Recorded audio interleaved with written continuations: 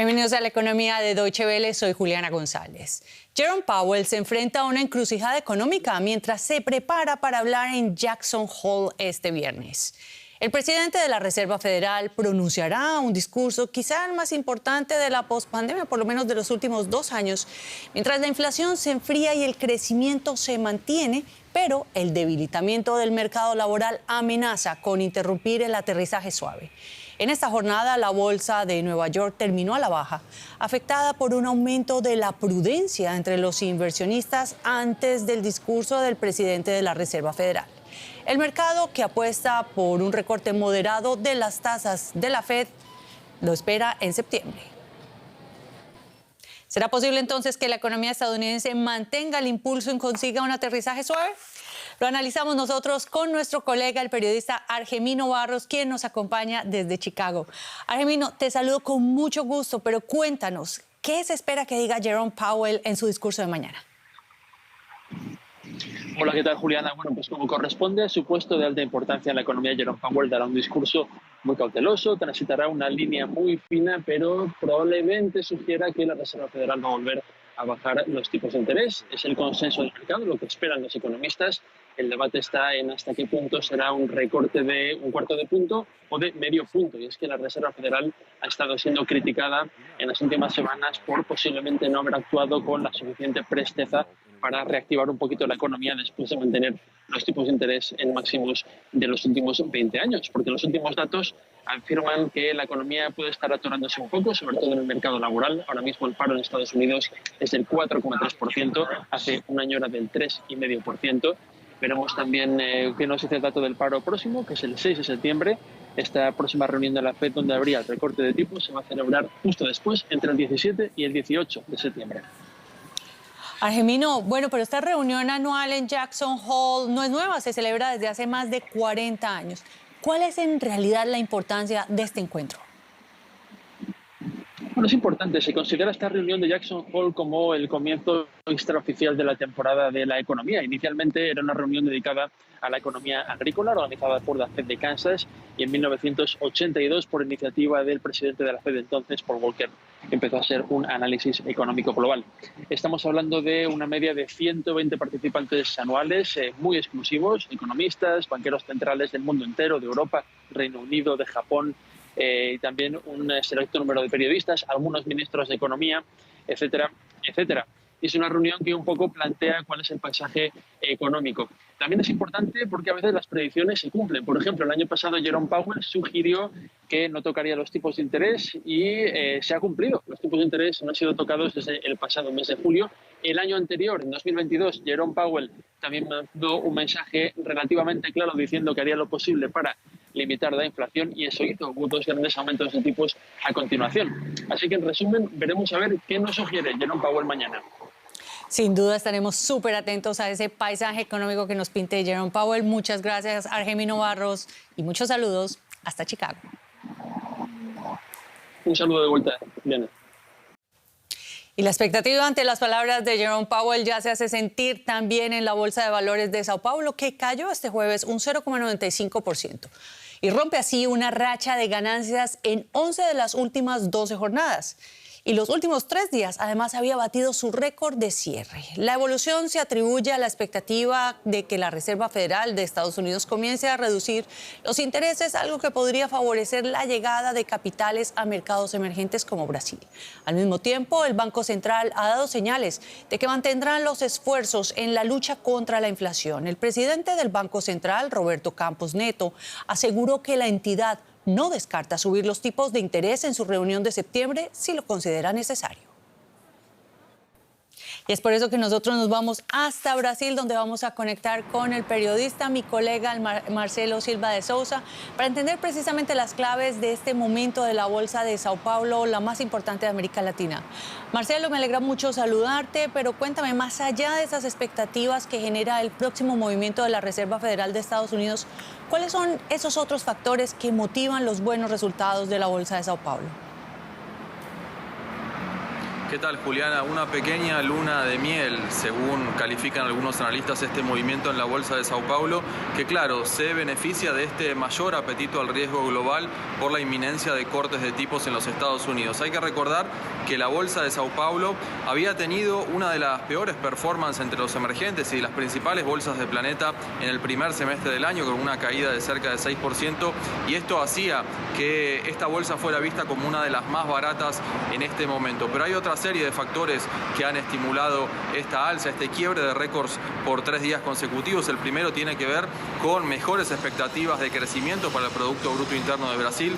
Se esperaba 2.2, ahora se cree que la economía de Brasil va a crecer 2.4, menos afectada por las inundaciones en el sur este año. Y también hubo esta semana en el Congreso brasileño la aprobación de un proyecto de ley considerado clave que alivia las cargas patronales sobre 17 sectores de la economía, entre ellos construcción y servicios, que emplean a mucha gente, y se espera que esto libere a los empresarios para hacer más inversiones, con impacto en el empleo, claro.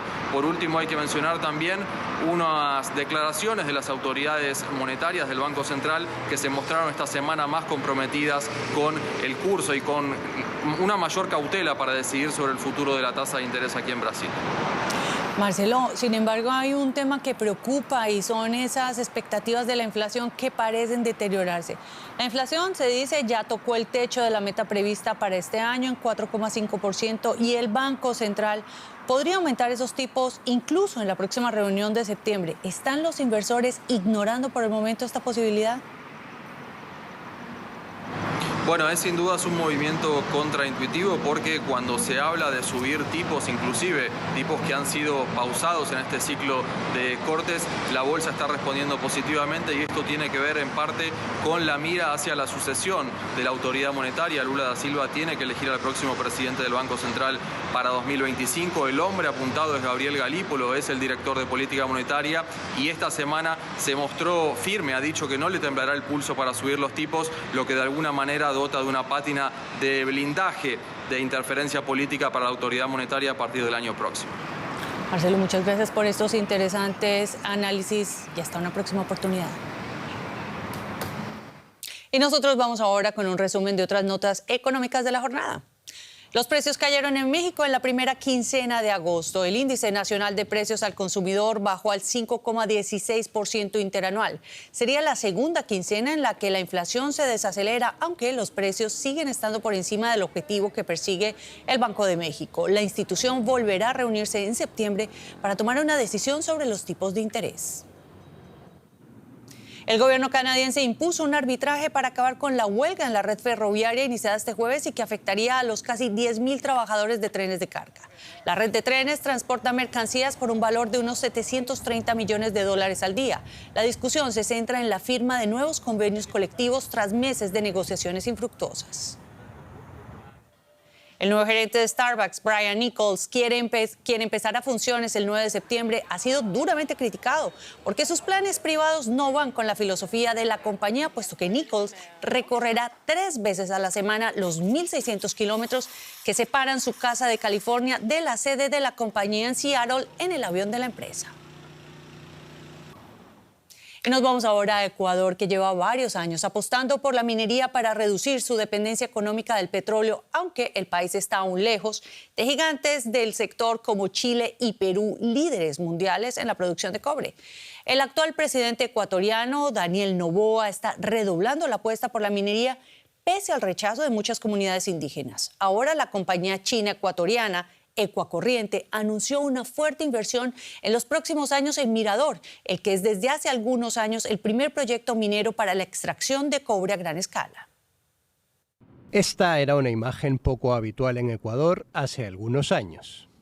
Mirador, inaugurada en 2019, es la primera mina de cobre a cielo abierto y el primer proyecto minero a gran escala en el país sudamericano.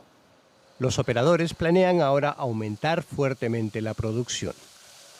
En el año 2023 se hizo una inversión ya de más o menos 88 millones de dólares en el año 2023. Para el 2024 está planificado alrededor de 195 millones de dólares, de los cuales ya se han invertido alrededor de 104 millones de dólares. La operadora Ecuacorriente espera invertir, en total, unos 650 millones de dólares en un plazo de 3 años. Según los planes, la segunda fase del proyecto minero debe más que duplicar la producción actual. Mirador arroja actualmente unas 60.000 toneladas diarias de cobre del primer punto de explotación. Haremos 80.000, 90.000, 100.000. Y en el 26, a finales del 26, tal vez principios del 27, llegamos a la producción óptima de los 140.000 toneladas día de los dos cuerpos. Se espera que los contratos para empezar formalmente los trabajos de la segunda fase de Mirador se firmen aún este mes. Ojalá podamos suscribir pronto la adenda.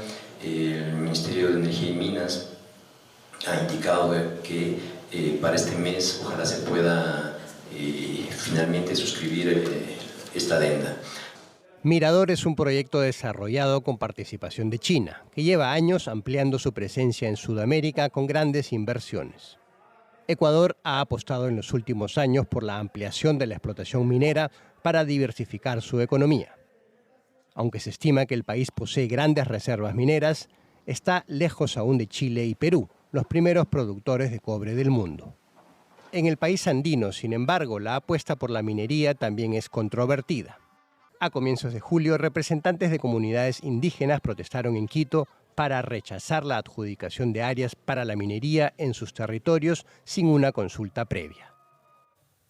Y como en cada informativo en todos estos años, es un gusto llevarles las noticias económicas hasta donde quiera que estén. Soy Juliana González y en nombre de todo el equipo informativo de Deutsche Welle en español, gracias por confiar en nosotros y hasta la próxima.